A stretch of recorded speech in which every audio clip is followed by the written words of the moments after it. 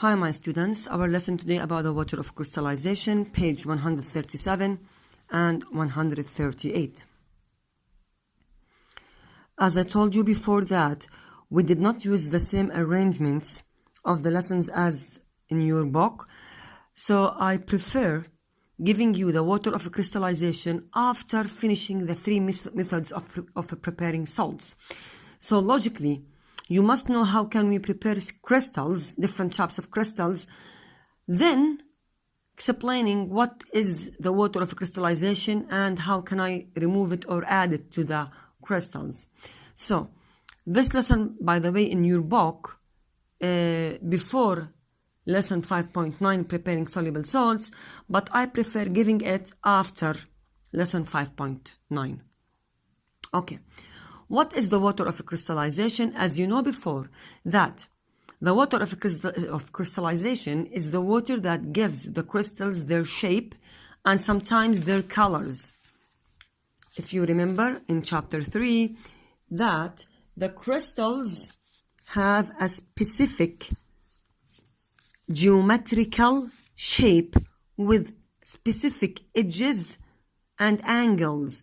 For example, I can draw the crystal of sodium chloride, which is the table salt, as this, with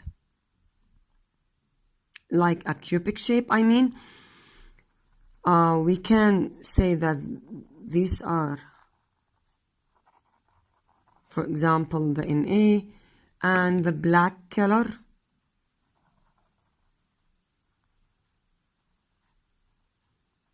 the Cl. Okay, so this is the crystal. The water of crystallization is the water that gives this crystal its shape and sometimes its colors. Its color, if I'm talking about the transition metals, like CuSO4, for example, its color is blue.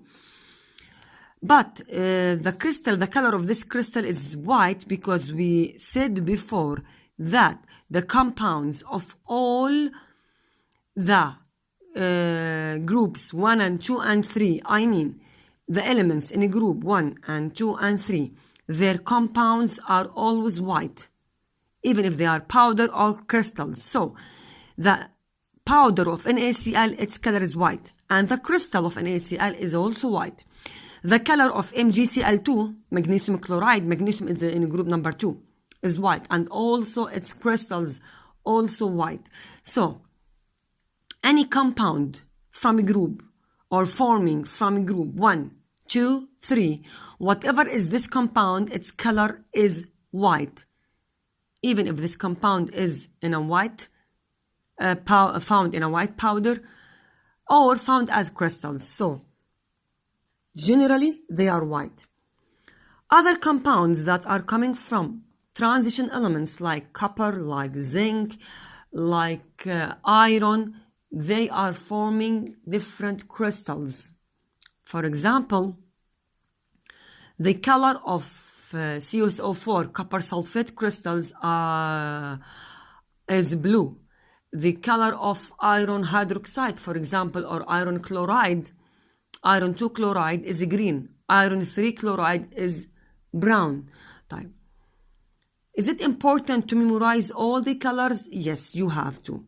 But in grade 9, you will memorize just 2 or 3 colors of the crystals, and later on you will memorize the other colors. So, by the end of the O-level book, by the end of this book, I mean, you will memorize the color of many crystals, but step by step. So, enough to know today that the color of the copper sulfate is blue, and the color of other salts that are coming from group 1 or 2 and 3 are white. Again, the water of crystallization is the water that is found inside the crystal itself. So if I want to draw the crystal again, without drawing the main atoms in A and Cl, the water of crystallization are the droplets of water that are found inside the crystal. If I have, for example, CuSO4.5H2O, what does this mean? Okay. Okay. The formula of the hydrated salt represented by this way. Write the formula of the compound, whatever is it, copper sulfate, iron chloride, whatever is it, then put dot. This dot means that the water particles found inside the crystal. Then write the number of the particles of water that are trapped inside the crystal. Then write H2O. But how can I know that this is 5? You have to memorize it. You cannot know it exactly, so you have to memorize the compounds. They are not too much. They are about 2 or 3 compounds like that. One of them is copper sulfate, so you have to know that it's 5 here. How can I draw it? If I want to draw it, again, the crystal, 5 molecules of water, 1, 2, 3, 4, 5. Put them anywhere inside the crystal. This means that they are trapped between the edges or the angles of the crystals to give them, the crystals, a specific shape and sometimes color. So the color of this compound is blue. How can I know? You have to memorize it. As I told you before, that chemistry is an observative science. So they observe while they are doing experiment on this type of salt that its color is blue. Okay. I can change this crystal to be powder, as I know before, by using heat, overheating. If you remember in chapter 2, we took the steps of preparing crystals by putting a stirring rod, using gentle heating, wait till the solution or the amount of water will be evaporated. When the amount of water is evaporated, the solution will be saturated. So the crystals start to be formed on the stirrer. If the crystals start to be formed on the stirrer, so this is the crystallization point. Turn off the Bunsen burner, cool, wash, filter, and dry.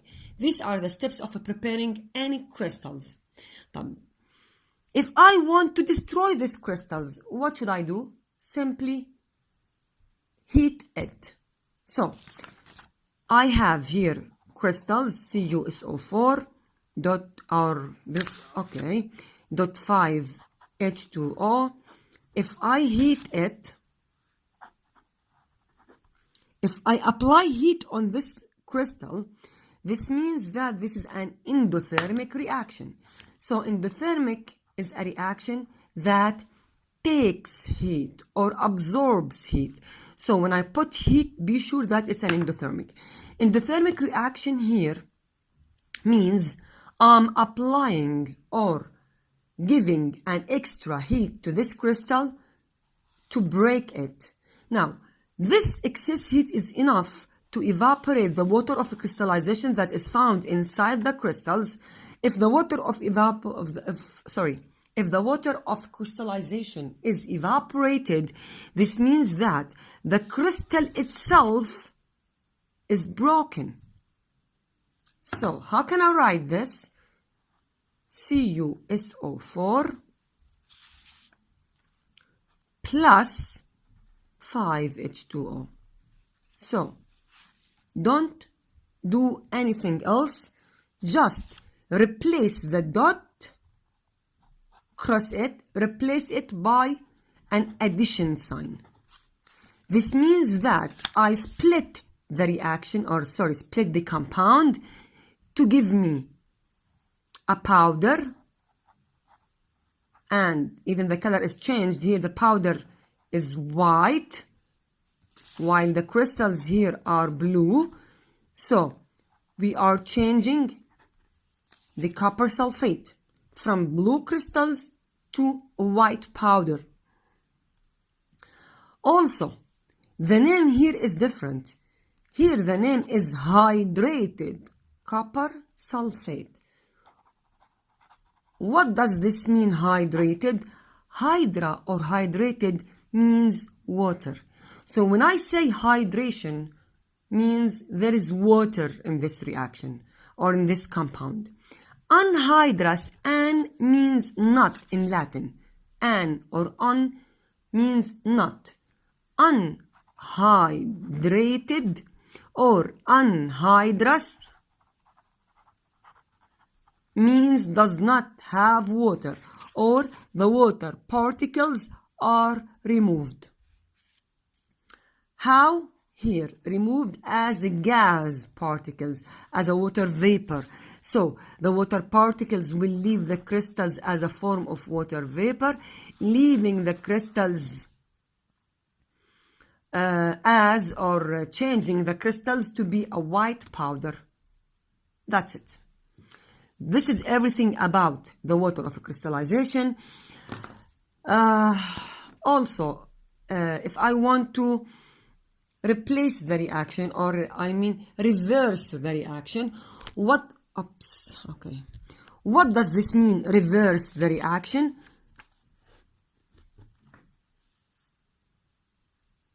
Reverse means starting from the product and change them back to be reactants. So, is this reaction is reversible? Yes, it is reversible. If the forward reaction, this is called forward, if the forward reaction is endo, so the backward reaction is exo.